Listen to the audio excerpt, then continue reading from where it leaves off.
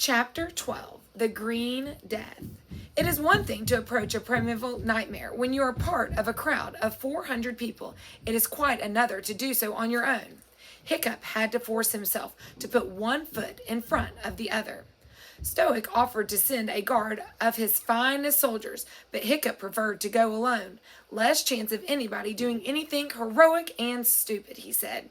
Although this is part of the story that the bards tend to focus on as the bit where Hiccup was particularly heroic. I do not agree. It is a lot easier to be brave when you know you have no alternative. Hiccup knew in his heart of hearts that the monster intended to kill them all anyway, so he didn't have a lot to lose. Nonetheless, he was sweating as he peered over the edge of the cliff. There below him was the impossibly large dragon filling up the beach. It appeared to be asleep, but an eerie singing was coming from the direction of its belly. The song went something like this. Watch me, great destroyer, as I settle down to lunch. Killer whales are tasty 'cause they've got a lot of crunch. Great white sharks are scrumptious, but here's a little tip.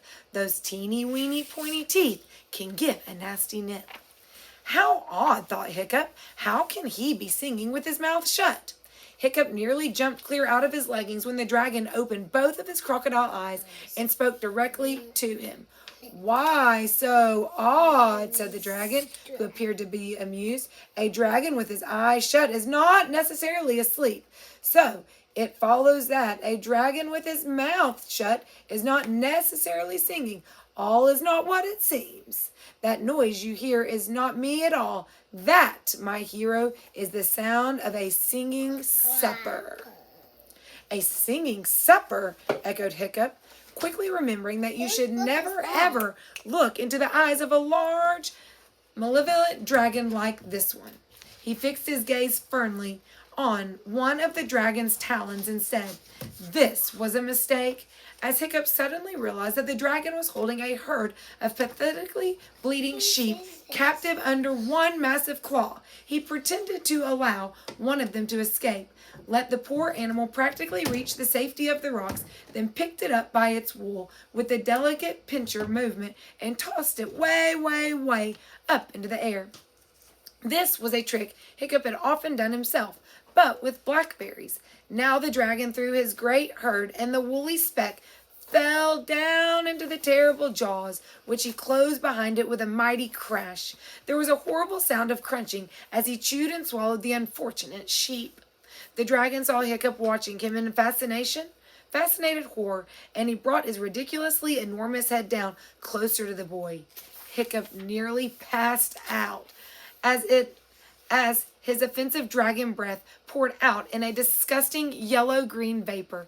It was the stench of death itself, a deep, head-spinning stench of decaying matter, of rotting haddock heads and sweating whale, of long dead shark and despairing souls. The revolting steam curled its way around the boy in repelling coils and warmed its way up into his nose until he coughed and sputtered. Did you finish that? Some people say you shouldn't debone a sheep before you eat it. That you should debone a sheep before you eat it, sneered the dragon confidently. But I think it adds just a nice crunch to what would otherwise be a bit of a soggy meal. The dragon burped. The belch came out as a perfect loop of fire that soared through the air like a smoke ring and landed on the hearth surrounding Hiccup, setting it alight, so that for a moment he was standing right in the middle of a circle of bright green flames. The heather was damp, however, and the blaze flared for only a few minutes, then extinguishing itself. "Oops," giggled the dragon evilly. "Pardon me, a little party trick." He then placed one gigantic claw against the edge of the cliff that Hiccup was standing on. "Humans, however," continued the dragon thoughtfully, "humans really should be filtered. humans should really be filleted. The spine, in particular, can be very tickly as it goes down the throat.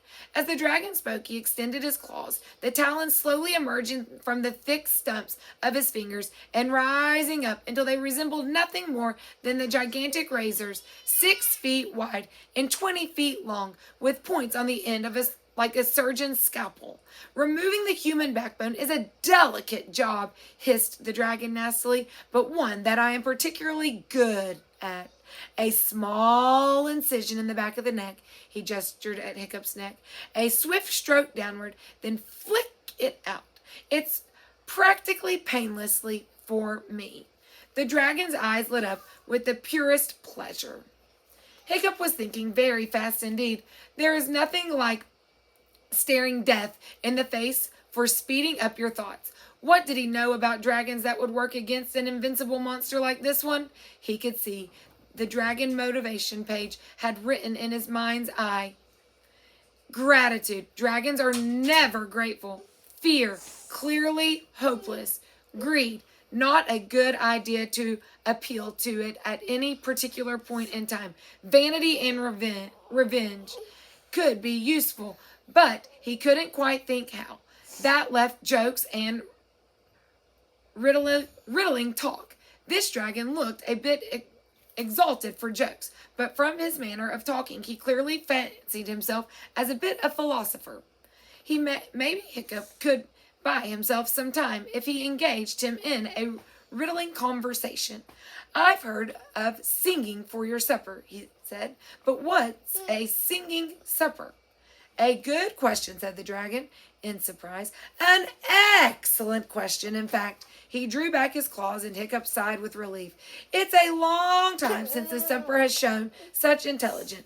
They're generally too bound up with their little lives to bother with really big questions. Can I go play on the computer iPad? I'm reading.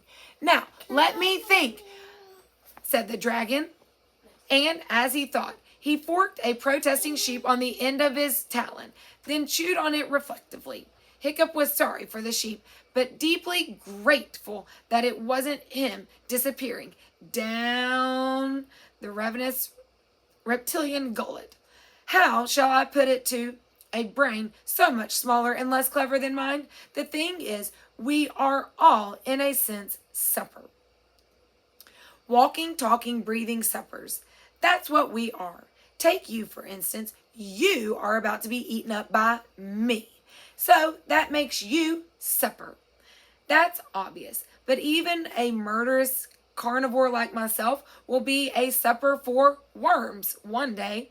We're all snatching precious moments from the peaceful jaws of time, said the dragon cheerfully. That's why it is so important, he continued, for this supper to sing as beautifully as it can. He gestured to his stomach, from where this voice could still be heard singing, though more and more faintly. Humans can be bland, but if you have some salt to hand, a little bit of brine will make them taste divine. That particular supper, said the dragon, that you hear singing now, was a dragon rather smaller than me, but very full of himself. I ate him about half an hour ago. Isn't that cannibalism? Asked Hiccup. It's delicious, said the dragon. Besides, you can't call an artist like myself a cannibal. He sounded a bit exasperated now. You are very rude for such a small person. What do you want, little supper? I have come, said Hiccup, to find out whether you come in peace or in war. Oh, peace, I think, said the dragon. I am going to kill you, though, he added. All of us? Asked Hiccup. You first, said the dragon kindly, and then everybody else when I've had a little nap and got my appetite back. It takes a little while to wake up completely from a sleep coma. But it is all so unfair, said Hiccup. Why do you get to eat everybody just because you're bigger than everybody else? It's the way of the world, said the dragon. Besides, you'll find that you come round my point of view once you're inside me. That's the marvelous thing about digestion. But where are my manners? Let me introduce myself. I am the Green Death. What is your name, little supper? Hiccup horrendous haddock the third, said Hiccup. And the most extraordinary thing happened. As Hiccup said his name, the Green Death trembled as if a sudden wind made him shiver.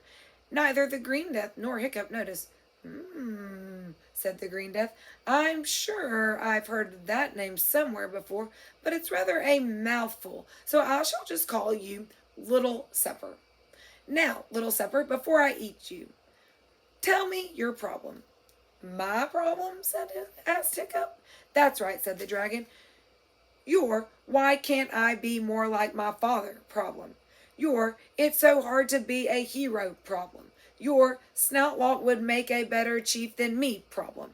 I have helped the problems of many at my supper. Somehow meeting a really big problem like myself seems to put everything else in proportion. Let me get this straight, said Hiccup. You know about my father and me not being a hero in every... I can see things like that, said the Green Death modestly. And you want me to tell you my problems and then you're going to eat me? We're back at the beginning again, sighed the Green Death. We're all going to be eaten sometime. You can win yourself some extra time, though, if you're a smart little crabstick.